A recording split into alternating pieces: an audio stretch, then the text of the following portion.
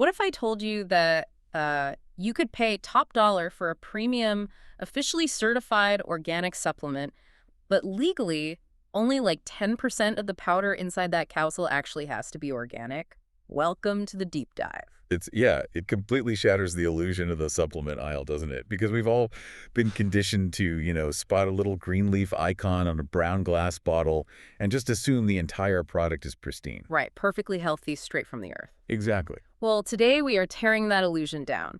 We're pulling our insights from a really fascinating newly published text.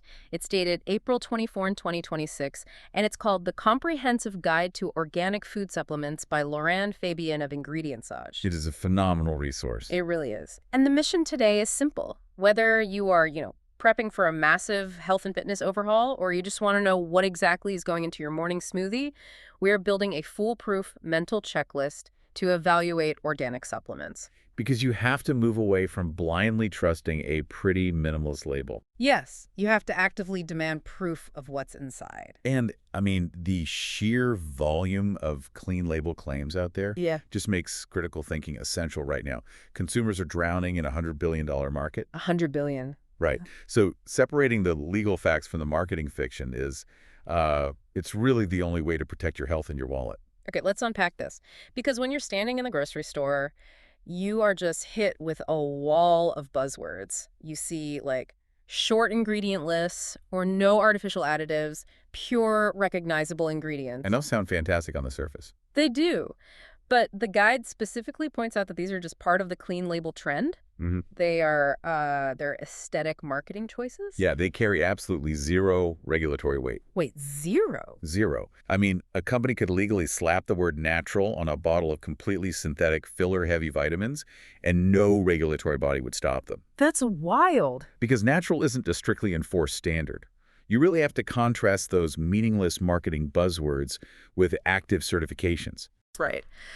We are talking about officially recognized third-party evaluated logos. So things like USDA Organic, EU Organic, USP Verified, NSF Certified, or, the non-GMO Project Verified.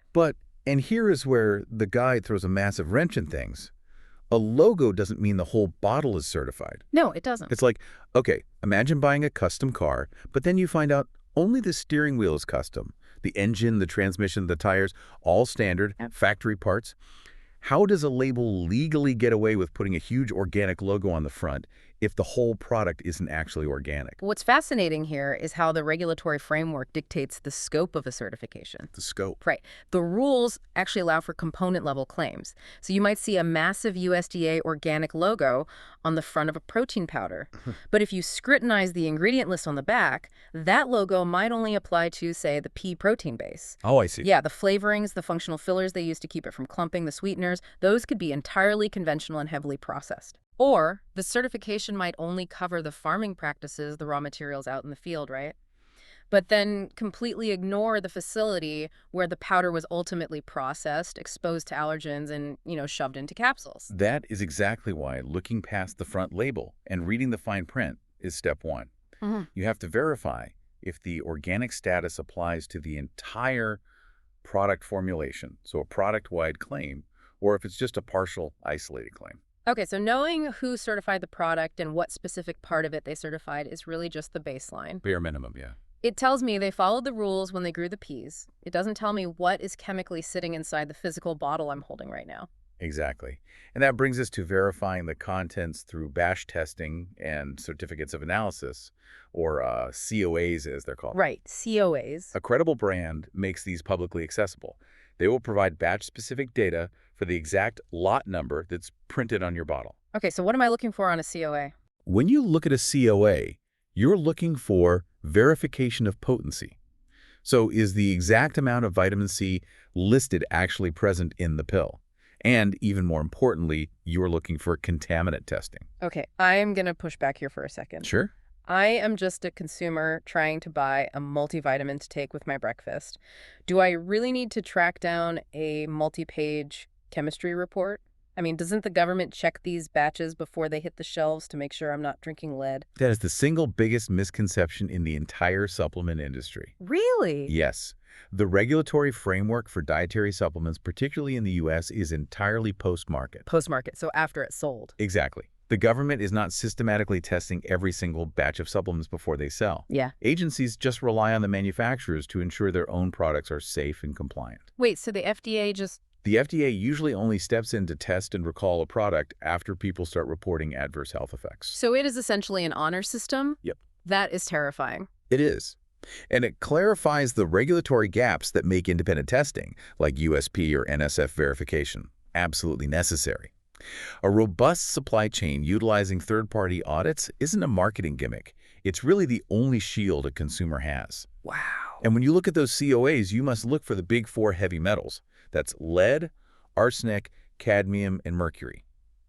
Plus, you want to see testing for pesticide residues and microbial content. Okay, but why heavy metals specifically for organic supplements? I mean, if a farmer isn't spraying chemical pesticides, why would there be lead or arsenic in my organic ashwagandha root? Because a plant's root system is basically a giant blind chemical vacuum. A blind vacuum. Yeah, it pulls its moisture and chemistry directly from the soil and the water it grows in. Mm-hmm. It does not possess a biological filter that says, I will take the beneficial calcium, but I'll skip the toxic lead. Oh, that makes sense. Right. So if the soil has historical heavy metal contamination, say from lead and gasoline used 50 years ago, or industrial runoff upstream, that beautifully grown, perfectly organic plant will just absorb it. Which is why the guide stresses farm-to-supplement traceability so much. Exactly. A manufacturer needs to document the origin country of the raw materials, the specific farming methods they used, and every single processing step taken. End-to-end transparency. Right. End-to-end transparency is how a brand proves they aren't just buying mystery powder from the cheapest global broker they could find on the internet. Traceability reduces the risk of adulteration in the supply chain. It's that simple. Okay, here's where it gets really interesting, though.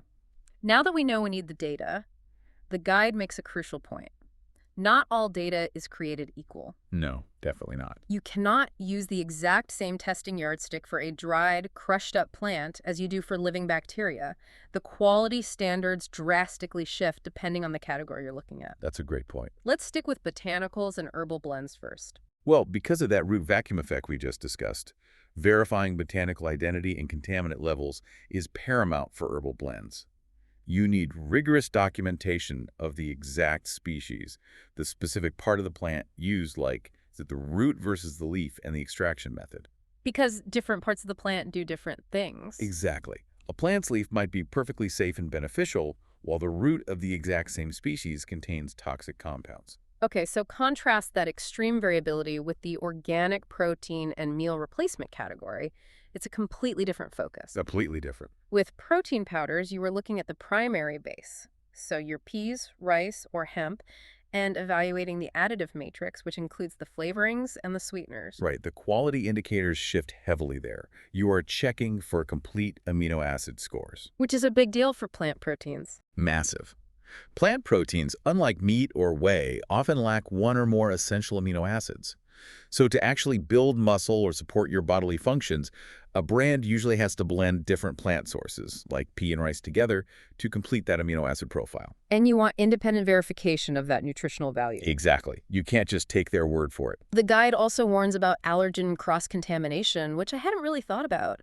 These powders are usually manufactured in massive industrial facilities handling dozens of different product lines in giant vats. Oh, it's a huge issue. If a facility lacks strict allergen controls and deep cleaning protocols between batches, your pristine organic pea protein could easily pick up traces of dairy, soy, or gluten from whatever was mixed in the vat the day before. Gross. Okay, so protein is about complete chemical building blocks and keeping giant mixing vats clean. Probiotics, on the other hand, are essentially living pets. Living pets, yeah, I like that. I mean, you are ingesting live organisms. Right. And with probiotics, the quality standard completely revolves around keeping those organisms alive. Interestingly, the organic status for a probiotic means that the substrates in the growth media, basically the food the bacteria consume to grow during a fermentation, were organic. But, I mean, who cares what the bacteria ate if it's dead by the time it reaches my gut? And that is the ultimate challenge with this category. Living cells are incredibly fragile. Moisture, heat, and time will kill them. So the gold standard for verification is checking the specific bacterial strain and the CFU count. The colony-forming units. Yes. But crucially, You must see that CFU count guaranteed at the time of expiration, not just at the time of manufacture. Oh, wow, that is a massive distinction. It changes everything. Yeah, because 10 billion CFUs at manufacture just means they dumped 10 billion into the mixing vat at the factory. After spending 3 months sitting in a hot warehouse and another month in a delivery truck, you might be swallowing a capsule of very expensive, entirely dead bacteria. Exactly. You need this stability testing to prove it actually survived the journey. Okay, so synthesizing this comparison shows why a one-size-fits-all approach to supplements totally fails. Right. The natural variability in plant chemistry makes contaminant testing vital for botanicals. The risk of cross-contact in powder facilities makes allergen testing vital for proteins. And the fragility of living cells makes stability testing the absolute priority for probiotics. You have to know what you're buying. But, this molecular paranoia, checking the amino acids, hunting for heavy metals, counting living bacteria, it feels like a lot of work for someone just grabbing a general wellness multivitamin. It can feel overwhelming, sure. But the guide makes it very clear that this transitions from being just good practice to a matter of absolute safety when we look at high-stakes users. Yes, absolutely. We're talking about specific life stages where the body is uniquely vulnerable. The margin for error shrinks to almost zero in these cases. And the two primary high-stakes groups the guide highlights are prenatal users and the elderly. Okay, let's start with prenatal needs. The physiological demands of pregnancy mean we must prioritize folate or folic acid, iron, and iodine. There is a massive emphasis on checking the sourcing map and those COAs to ensure absolute safety. Because you're dealing with fetal development. Exactly. But the text drops a major red flag here that kind of surprised me. Pregnant individuals must avoid botanicals with unclear safety profiles. Yes.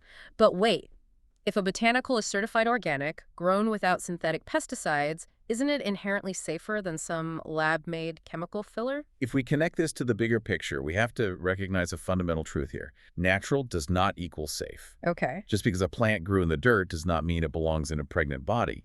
I mean, plants survive in the wild by producing complex defense chemicals to stop insects and animals from eating them. Right.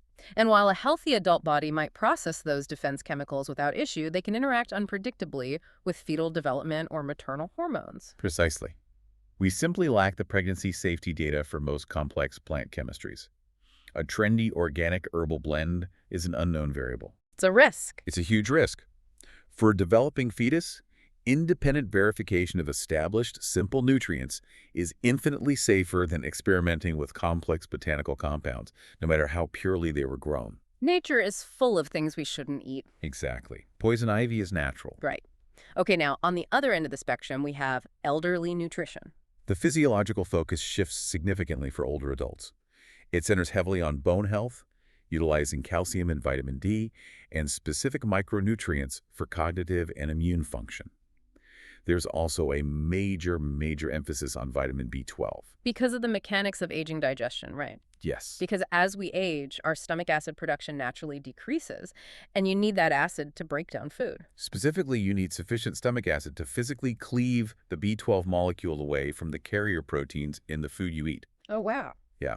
So because of this age-related drop in acid, elderly formulations must utilize highly digestible, bioavailable forms of B12 that don't require heavy digestive processing. The supplement has to do the work the stomach acid used to do. The text also talks about the physical fillers, the excipients, and the specific forms of minerals, like checking the label to see if the iron is ferrous or ferric. This again comes down to the mechanics of digestion. Ferrous iron is generally absorbed much more easily by the body and is far less likely to cause the severe stomach upset or constipation that is often associated with ferric iron. Which is super important for an older demographic. Absolutely. And furthermore, as the body ages, the kidneys and liver lose some of their capacity to efficiently filter and eliminate environmental toxins. Oh, meaning a trace amount of cadmium or lead that a 30-year-old's kidneys would flush right out without a problem might actually build up and cause damage in an 80-year-old. Which is exactly why demanding those verified COAs showing exceptionally low heavy metal content is totally non-negotiable for elderly supplements.